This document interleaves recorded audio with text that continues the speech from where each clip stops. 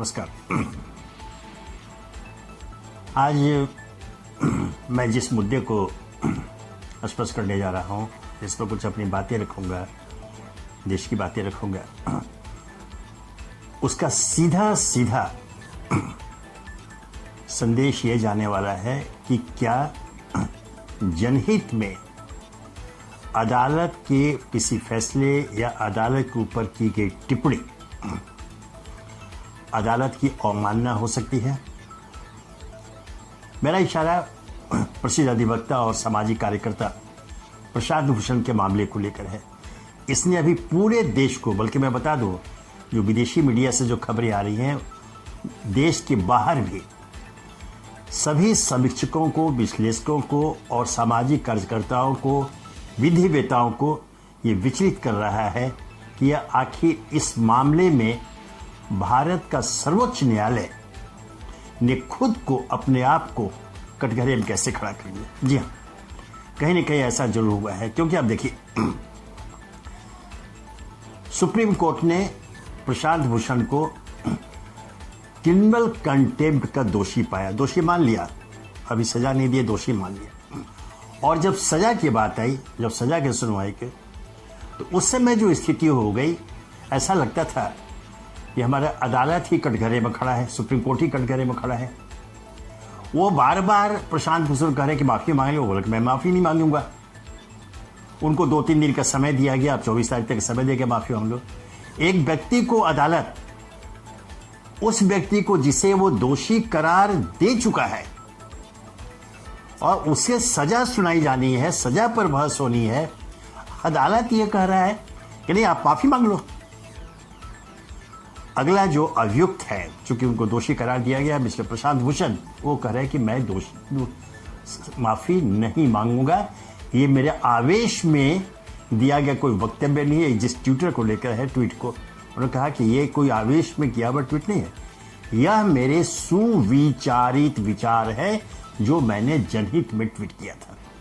उनका स्टैंड यह है।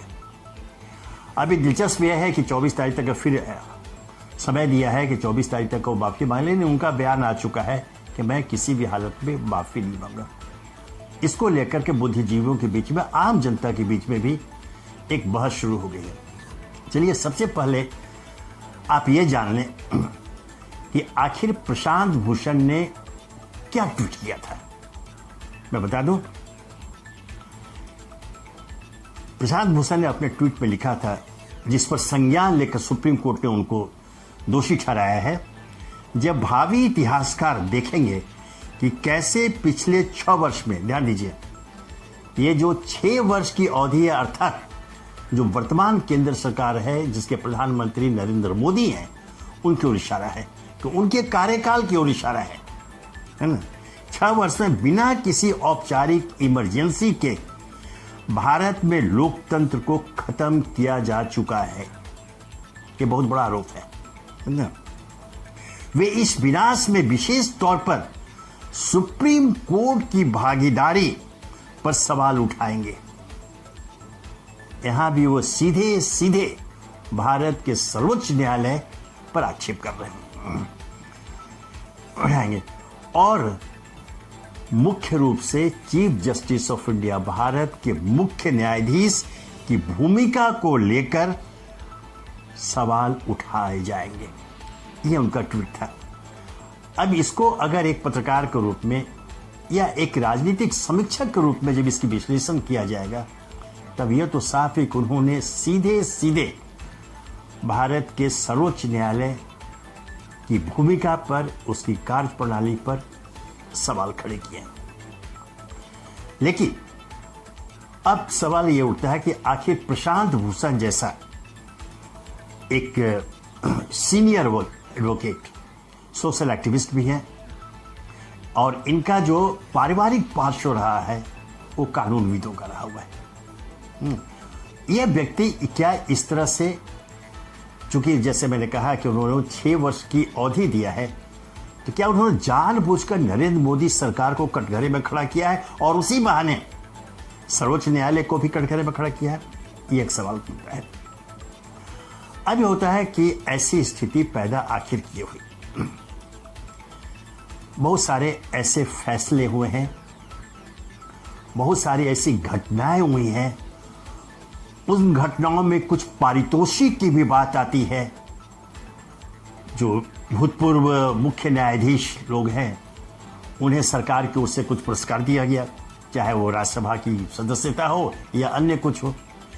तो यह एक जो तैयार हुआ है, इससे मैं अभी बता रहा हूं कि मैं इसके मेरिट में नहीं जा रहा हूं, लेकिन आम लोगों के बीच में जो एक संदेह पैदा हुआ यह कि भारत का सर्वोच्च न्यायालय अर्थात न्यायपालिका भी अब केंद्र सरकार या सत्ता कह लीजिए, सत्ता के इशारे पर या सत्ता के हित को देखते हुए फैसले दे रही है। यह स्थिति लोकतंत्र के अस्तित्व के लिए अत्यंत ही खतरनाक है।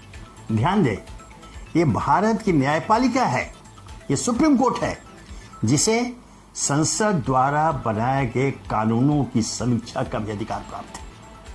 वो सर्वोच्च है। एक तरह से देखें तो लोकतंत्र और संविधान की रक्षा की अहम जिम्मेदारी सर्वोच्च न्यायालय पर है।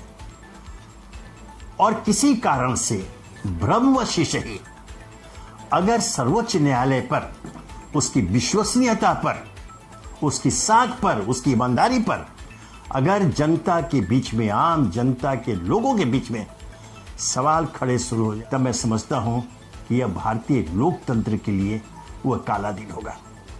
और शायद प्रशांत भूषण ने उसी को चिन्हित किया है कि उन्होंने जब कहा कि भविष्य में जब इतिहास लिखा जाएगा तो इन बातों को ध्यान रखा जाएगा। तो अब यह देखना है कि क्या प्रशांत भूषण ने ऐसा कर सुप्रीम कोर्ट की अवमानना की, जैसा कि सुप्रीम कोर्ट ने उनको दोषी माना, अब मामला सिर्फ सजा के रुक गया। मैं समझता हूं, व्यक्तिगत मेरी राय है कि नहीं, संविधान हमें सुप्रीम कोर्ट के फैसलों की आलोचना का भी अधिकार देता है। हां, इसमें हम मोटिव एट्रीब्यूट नहीं कर सकते हैं, लेकिन उनको जो है मेरिट के ऊपर जो कानूनी प्रावधान उपलब्ध है, जो संविधान कहता है, उनका विश्लेषण करते हुए हमें पूरा अधिकार है कि हम उनकी आलोचना करें, और ऐसा होता भी है। लेकिन एक जो वातावरण अभी ये तैयार किया गया है और ये जो संदेश जो बाहर भेजने की कोशिश की गई है, मैं समझता हूं कि प्रशांत भूषण शायद उससे भी हाथ होंगे कि वर्तमान केंद्र सरकार वॉइस ऑफ डिसेंट, मतलब असहमति के स्वर को स्वीकार करने के मूड में नहीं है, वो बर्दाश्त नहीं कर रही है। कई ऐसे मामले हुए, मैं जिस पेशे में हूं पत्रकारिता में, पूरे देश में कई ऐसे मामले हुए पत्रकारों के खिलाफ, अगर उन्होंने कुछ टिप्पणी की, कुछ रिपोर्ट की गए तो उन्हें दबाने को उनके ऊपर मुकदमे दायर हुए, गिरफ्तारियां हुई हैं, उन्हें प्रताड़ित किया जा रहा है। ऐसे कई मामले सामने आ गए हैं। तो ऐसी स्थिति, ऐसे वातावरण का निर्माण भी हमारे लोकतंत्र के हित में नहीं है। अब प्रशांत भूषण का जो मामला सामने आया है, मैं यहां दोहराना चाहूंगा, यह एक अकेले प्रशांत भूषण का मामला नहीं है, यह पूरे देश, भारतीय लोकतंत्र के अस्तित्व का सवाल है। जो संविधान प्रदत्त जो नागरिक अधिकार है हमारे पास, सरकार की आलोचना, अदालत की आलोचना का अधिकार है, उसको कहीं छीनने की कोशिश तो नहीं की जा रही है। क्योंकि जब एक भय पैदा हो जाता है तो बहुत सारे लोग मौन रह जाते हैं, और यह मौन खतरनाक है, यह नहीं होना चाहिए। वैसे में अगर एक ट्वीट करके प्रशांत भूषण जनहित की भावना सामने लाते हैं, प्रशांत भूषण के ट्वीट में क्या, जो मैंने पढ़ के सुनाया, सच पूछिए, यह वही बातें हैं जो आज आम जनता के बीच चर्चा का विषय है। इसे पता कर ले। तो ऐसी स्थिति में मैं चाहूंगा कि भारतीय न्यायपालिका, विशेषकर सर्वोच्च न्यायालय, वो प्रशांत भूषण को समय देने की जगह कि तुम माफी मांग लो, इस पर पुनर्विचार करो, अपनी टिप्पणी पर अपने अंतर्मन में झांके, और जो अहम जो दायित्व है सर्वोच्च न्यायालय के ऊपर, न्याय मंदिर कहते हैं हम अदालत को, जो जज बैठते हैं उन्हें भगवान मान जाते हैं, भगवान के रूप में जनता देखती है, ईश्वर मानती है। इस अहम भूमिका को, अपने स्थान को, समाज में उनका जो स्थान है, उसके देखते हुए विचार करें। मैं यहां एक उदाहरण देना चाहूंगा, बहुत आवश्यक है। आज तो हम आजाद भारत के नागरिक हैं, हमारा अपना संविधान है जिसके अंतर्गत हमारे निर्वाचित जनप्रतिनिधि शासन करते हैं। उस संविधान के अंतर्गत उसके पहले की घटना के देखिए, है ना, एक जज किस रूप में चीजों को लेता था। मैं पटना हाईकोर्ट के 1929 के एक बहुचर्चित बाढ़ सती केस, बाढ़ पटना की जगह के बगल में एक जगह, शायद आजकल जिला भी हो गया है, वहां 1929 में एक मामला हुआ था। ये बहुत महत्वपूर्ण है, इसे ध्यान से सुनो। मालूम था कि उस समय सती प्रथा के खिलाफ भारत में एक आंदोलन चल रहा था। उसी बीच में बाढ़ में एक महिला पति के मरने पर वो सती होने के जाके चिता पर बैठ चुकी थी। उनकी चिता पर पुलिस को पता लगा, पुलिस आई, पुलिस ने उसे गिरफ्तार करके लॉकअप में हवालात में डाल दिया। आज ये संजोग बोलिए, दैविक प्रकोप ये जो बोलिए, उस दिन रात में बड़े जोरों के आंधी तूफान आते हैं और एक बिजली गिरती है। वो छोटा लॉकअप उस समय रहा होगा, बाढ़ छोटी जगह थी, जो है वो जिस कमरे में लॉकअप है उसको हवालात में डाला हुआ था, उसके ऊपर बिजली गिरती है, वो महिला जलकर भस्म हो जाती है। ब्रिटिश सरकार ये मानने को तैयार नहीं कि ऐसा कुछ हुआ। उन्होंने कहा कि नहीं, ये हत्या है, ये कंस्पिरेसी, षड्यंत्र है हत्या का।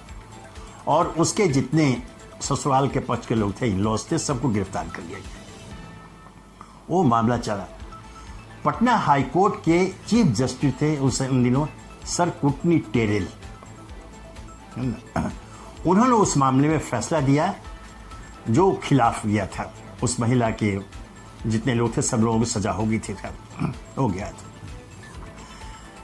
उस समय वो बहुत ही स्वतंत्रता आंदोलन के समय में बहुत चर्चित अंग्रेजी दैनिक, जो बाद में हाल तक हुआ वो हिंदुस्तान टाइम्स का सर्चलाइट हुआ करता था, उसके जो संपादक थे मुरली मनोहर प्रसाद, उन्होंने उस चीफ जस्टिस के फैसले के खिलाफ लगातार कई आर्टिकल लिखे, उस फैसले की आलोचना करते हुए। वो चीफ जस्टिस सर कुटनी टेरल वो बिल्कुल जो है नाराज हुए। उन्होंने सुओ मोटो, जैसे इस मामले में हुआ है Prashant Bhushan, suo motu criminal contempt का मामला दर्ज किया और वो एडिटर अरेस्ट हो गए।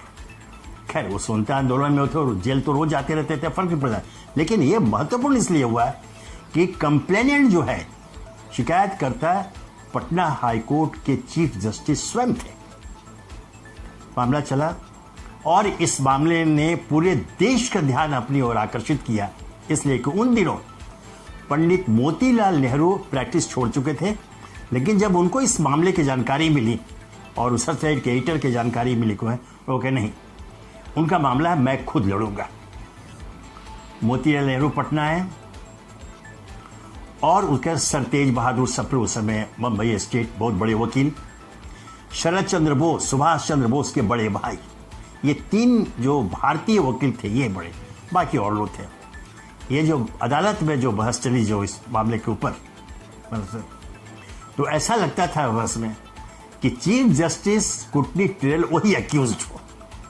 और उसी में एक बहुत फेमस कोर्ट सबोता मोतीलाल नेहरू या तेज बहादुर सप्रू दोनों के उन लोगों कहा कि my Lord, it is nowhere written in the book of law that a judge need know law and I am sorry to state you don't know law। यह अदालत में पटना हाईकोर्ट के चीफ जस्टिस को कहा गया, वो बौखला गए। खैर सजा हुई फैसले के बाद।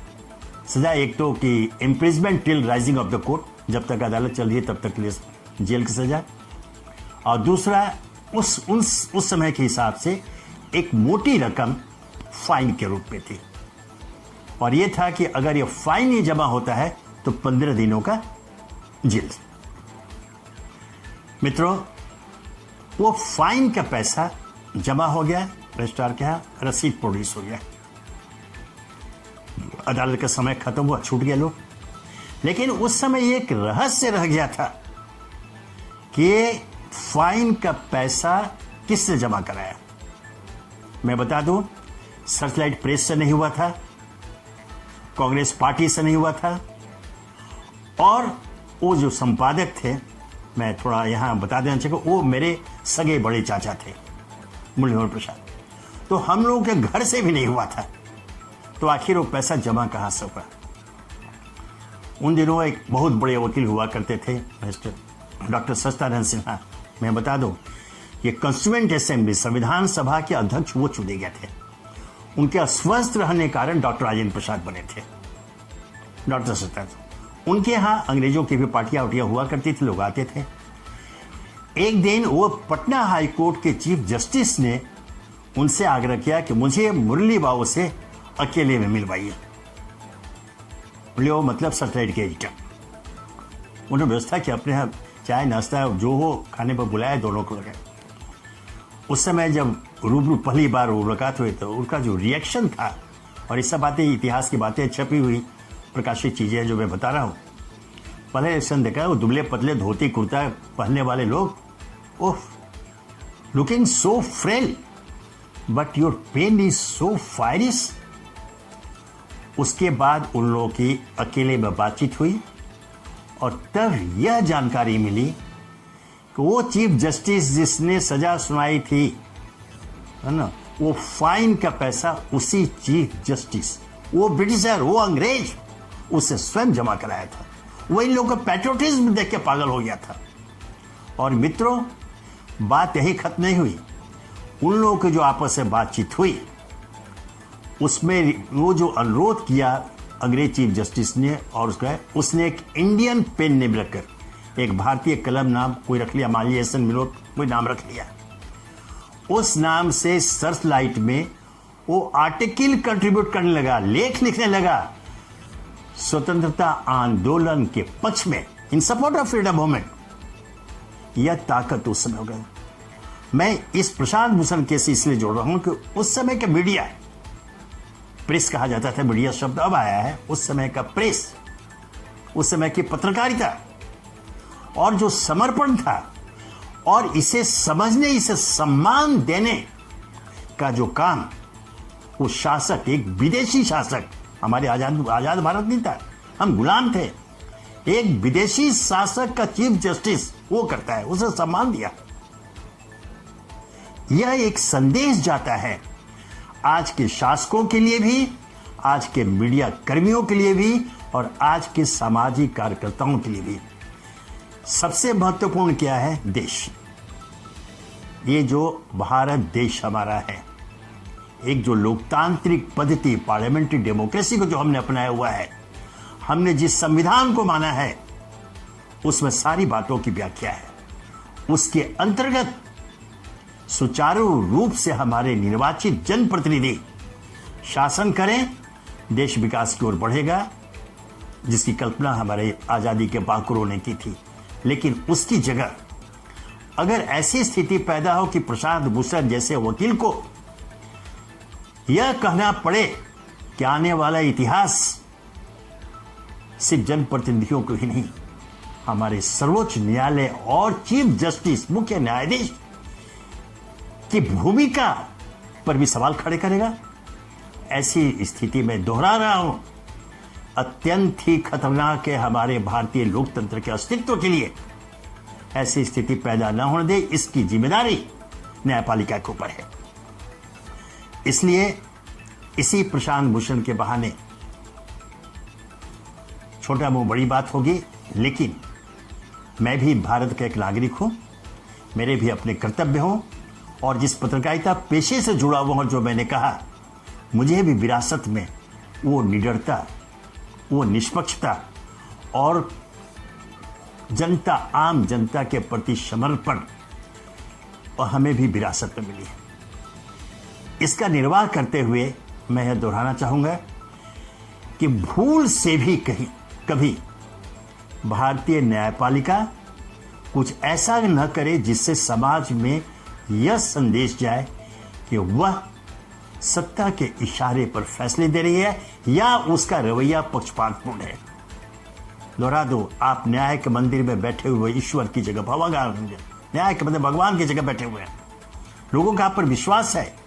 छोटे मोटे जो गांव और सड़क पर झगड़े होते हैं तो क्या कहते हैं, चलो अदालत में फैसला कर लेंगे, उसे अदालत में विश्वास होता है।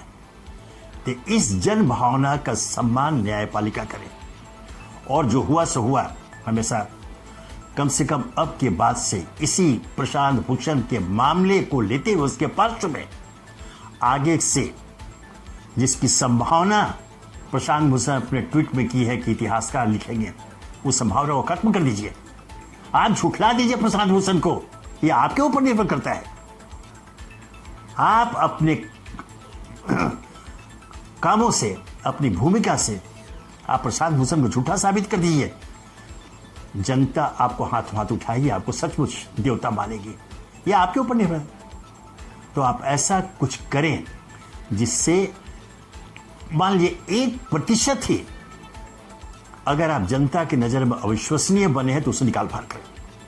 आप अपनी विश्वसनीयता को पुनः प्राप्त करें, जनता की नजर में आप ईश्वर बने। जो अदालतें हैं वो न्याय मंदिर के रूप में उसकी जो पवित्रता है उसे कायम रखें। अन्यथा, ये फिर दोहराता हूं, अन्यथा जो हमारे आजादी स्वतंत्रता संग्राम सेनानियों ने जो कुर्बानियां दी है, पूरे देश से जो कुर्बानी दी है, उसमें सभी का, पूरे देश के हर नागरिक का, हर परिवार का कुछ न कुछ योगदान रहा हुआ था। नहीं तो हजारों साल की गुलामी से मुक्ति हमें यूं नहीं मिली है। इसलिए इन सब चीजों को देखते हुए जनहित में, लोकतंत्र में, भारत माता के अस्तित्व के पक्ष में न्यायपालिका से मैं भी आग्रह करना चाहूंगा कि आप जो दाग लग गया उसे मिटा दें, साफ करें, उसे और गहराने नहीं दें। उस दाग को मिटा करके अपनी विश्वसनीयता को कायम रखिए। अन्यथा ये सब कुछ जो उपलब्धियां हमारी है आजादी के बाद की, देश आगे बढ़ रहा है, ठीक है, आप उसकी गति पर सवाल निशान लगा सकते हैं, लेकिन इस पर सवाल नहीं खड़े कर सकते हैं कि देश आगे नहीं बढ़ रहा है। देश आगे बढ़ रहा है, हर क्षेत्र में आगे बढ़ रहा है। जब हम आजाद हुए थे हमारे पास क्या था? एक सुई बनाने की क्षमता हमारे पास नहीं थी। आज हम परमाणु बम बना रहे हैं, आज हम प्लेन बना रहे हैं, आज सब कुछ। और अभी हाल में आपने देखा होगा जो डिफेंस की बहुत सारी, कम से कम 100 से ज्यादा जो सामग्री चीजें हैं, हमने आयात करना बंद कर दिया। अब हम अपने देश में उनका उत्पादन कर रहे हैं। यह हमारी प्रगति है, हमारा विकास है। इसमें व्यवधान पैदा नहीं हो, यह सुनिश्चित करना भी भारतीय न्यायपालिका का काम है, विशेषकर सर्वोच्च न्यायालय का। यह एक प्रसंग, अरुचिकर प्रसंग खड़ा हुआ है, इसमें कोई शक नहीं है। और इसका समापन भी अरुचिकर न हो, यह देखना सभी का, हर पक्ष काम है। इसमें प्रशांत भूषण, ठीक है, प्रशांत भूषण का अपने उन्होंने कहा कि ये मेरे सुविचारित विचार है, मंतव्य है, वो कायम है ना? तो उनको कुछ कहें, ये न्यायपालिका चूंकि जिस तरह से स्थितियां पैदा हुई हैं, संदेश तो यही आया है, लोग ये समझ गए कहीं ना कहीं अदालत से चूक हुई है। और एक महत्वपूर्ण प्रश्न जो ट्वीट, जिस आधार पर, जिस घटना को लेकर ट्वीट किया गया था, और प्रशांत भूषण उसमें एक पक्ष था जो भारत के मुख्य न्यायाधीश से हमारे नागपुर के हैं, उससे बहुत बड़ी घटना क्या थी? सुबह टहलने प्रतिदिन जब छुट्टियों में यहाँ रहते हैं, नागपुर निकलते हैं, वो छुट्टी निकले हुए थे। वो मोटर बाइक के शौकीन हैं। किनारे में एक खूबसूरत बाइक लगी हुई थी, वो रुक गए, उस पर बैठ गया। वो जो सुबह के टहलने वाले वाकर्स होते हैं, सब परिचित, करीब करीब एक दूसरे को पहचानते हैं खास इलाके में। और ये इलाका है रामगिरी इलाका है, कहते हैं, वहाँ मुख्यमंत्री निवास वगैरह है। अब लोग उनको पहचानते हैं, लोगों ने फोटो खींचना शुरू किया, उन्होंने भी खिंचवाया, उन्होंने फोटो खिंचवाया। और ये खबर स्थानीय अखबारों में छपी भी, जो मैं बता रहा हूँ इस तरह से क्या हुआ।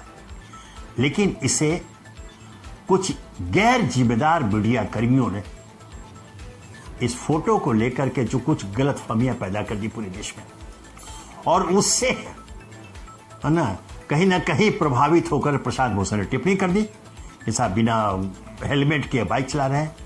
फोटो दिख लिया, अभी भी फोटो पर है, वो बाइक जो है स्टैंड पर खड़ी है, बाइक चल कर रही है, लोग खड़े आसपास में, वो फोटो खिंचा रहे। स्थिति ये थी। ये इस तरह जो हम लोग जो मैंने एक वितंडावाद को जन्म देते हैं आजकल के मीडिया, गैर जिम्मेदार मीडिया, मैंने दुखद रूप से कहना पड़ा, आज हमारी बिरादरी में ऐसे लोगों की भरमार हो गई है। सनसनी पैदा कर दो, तथ्य से दूर हट जाओ, सच्चाई से दूर हट जाओ, मित्रों, ये एड्रेस कर रहा हूं अपने बिरादरी के लोगों को। जिस प्रकार अभी मैं सर्वोच्च न्यायालय को अपनी विश्वसनीयता पुनः अर्जित करने के लिए अपील कर रहा हूं, आपसे भी है।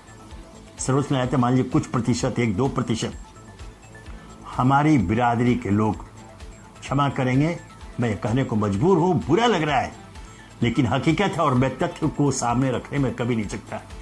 आज की स्थिति है कि 90% हमारी बिरादरी के लोग तथ्यों से दूर, सच्चाई से दूर, सिर्फ सनसनी पैदा करेंगे टेलीविजन वाले टीआरपी के लिए, अखबार वाले अपने प्रसार के लिए, या किसी को खुश करने के लिए एक पक्षीय सनसनीखेज खबरें बना करके ये पूरे समाज को बरगलाते हैं, पूरे देश को बरगलाते हैं और बाद में हास्यास्पद उपहास के पात्र बन जाते हैं, जिसकी चिंता आपको करनी चाहिए। इस मामले में यही हुआ, कहीं कोई बात नहीं, सामान्य घटना थी। चीफ जस्टिस बोर्ड में टहल रहे, बाइक पर बैठ के फोटो खिंचवाया। कहां चल रहे हो? स्टैंड पर बाइक खड़ी है। लेकिन ये इसको स्पष्ट करने की जहमत किसी भी टेलीविजन चैनल या अखबारों कुछ क्या, कुछ जो स्थानीय अखबार उन्होंने तो बराबर रिपोर्टिंग की थी, लेकिन बाहर में जो खबर चली गई वो उसका डिस्टॉर्टेड रूप आया था। ऐसा न करें। ये तो एक घटना है जिससे पूरे देश में बवाल मचा दिया है, एक छोटी सी घटना। आप सोचिए जिस प्रकार की रिपोर्टिंग आप करते हैं, जिस प्रकार बड़ी बड़ी घटनाएं आज हो रही हैं, अगर उसमें तथ्य आप छुपाएंगे और एक पक्षीय हो जाएंगे, ऐसा लगेगा कि आप एक पक्षकार बन गए हैं, तो उनसे ज्यादा अपराध, मैंने 90% कहा है, समाज को तोड़ने, संविधान को तोड़ने, कानून को भंग करने, अदालत की अवमानना और पूरे देश में को अस्थिर बनाने के जिम्मेदार होंगे हमारी बिरादरी के लोग। सो मित्रों, आप सावधान हो जाइए, बिल्कुल सावधान हो जाइए, अपना कर्तव्य देखिए, जो पत्रकारीय दायित्व है, जो उसकी भूमिका हमारी आपकी होनी चाहिए। एक बार फिर पलट इतिहास के पन्नों को पलटिए। पहले एक उदाहरण दिया ब्रिटिश टाइम को 1930 का, ऐसे हजारों उदाहरण मिल जाएंगे आज के दिन में भी। आप उनको पलटिए और अपनी जिम्मेदारी को समझते हुए जनहित में आप कदम डाल करें, व्यक्तिगत स्वार्थ में नहीं, व्यक्तिगत हित में नहीं, व्यापक जनहित को ध्यान रखिए।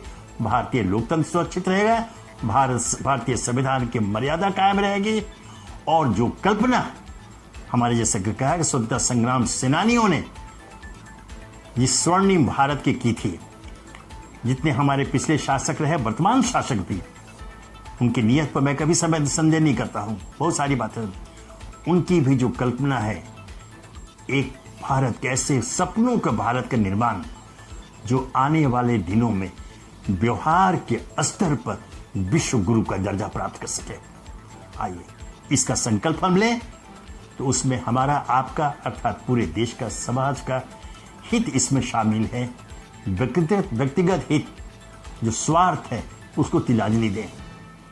समाज ठीक रहेगा, देश सुखी खुशहाल रहेगा, हम भी खुशहाल रहेंगे, स्वतः उसका लाभ हमें मिलेगा। लेकिन बिल्कुल दूसरे की कीमत पर, किसी और की कीमत पर अपना निस्वार्थ साधने की कोशिश न करें, अन्यथा आज एक प्रशांत भूषण और सर्वोच्च न्यायालय का मामला आया है। ऐसी भ्रांतियां बहुत सारी पैदा होंगी और तब पूरा देश छिन्न-भिन्न हो जाएगा, और आने वाली पीढ़ी, जैसा प्रशांत भूषण ने अपने ट्वीट में लिखा है कि इतिहासकार मतलब आने वाली पीढ़ी, इसके लिए हमें आपको कभी माफ नहीं करेगी। धन्यवाद।